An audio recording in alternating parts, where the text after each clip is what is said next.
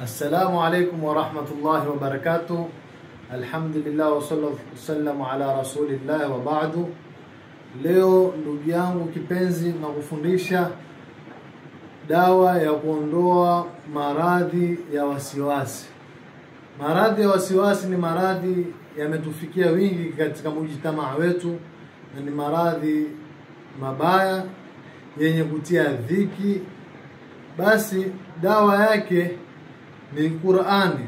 Utazisoma sura hizi, mwisho utamalizia na swala ya Mtume Muhammad sallallahu alayhi wasallam.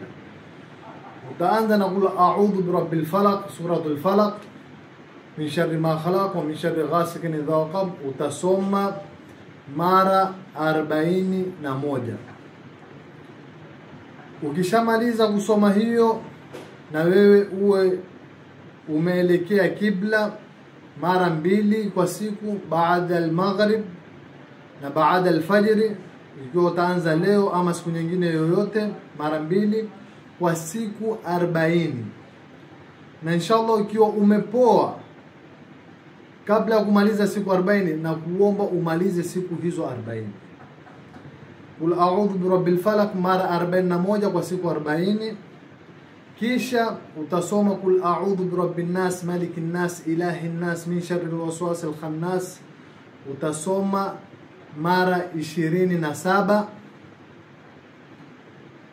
Kisha baada ya hapo utasoma ayatul kursi mara 11,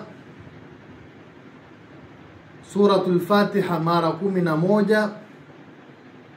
Utamaliza na swala ya Mtume sallallahu alaihi wasallam, Allahumma salli salatan kamila wa sallim salaman tamma ala sayyidina Muhammadan halu bil uqad wa tanfarij bil qurab wa tuqda bil hawaij.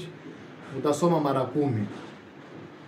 Kwa sharti yake uwe na udhu, umeelekea kibla. Wakati ukiweza baada ya swala ama time ya kabla jua kutoka, time zile jua latoka, waweza ukasoma.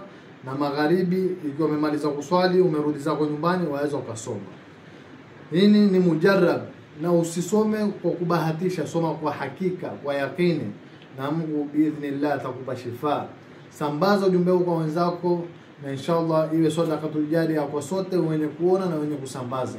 Wassalamu alaikum wa rahmatullahi wa barakatuh.